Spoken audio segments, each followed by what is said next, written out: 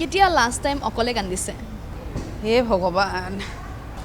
ডেটটো মনত নাই বাট ইট ৱাজ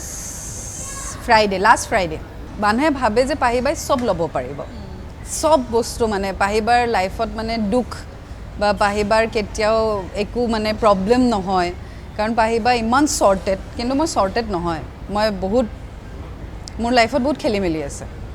কিন্তু সেই বস্তুটো মানুহে ভাবে যে মই বিৰাট ছৰ্টেড মানে কিবা এটা যে প্ৰব্লেম পাহি তোৰ কেনেকৈ হ'ব পাৰে এইটো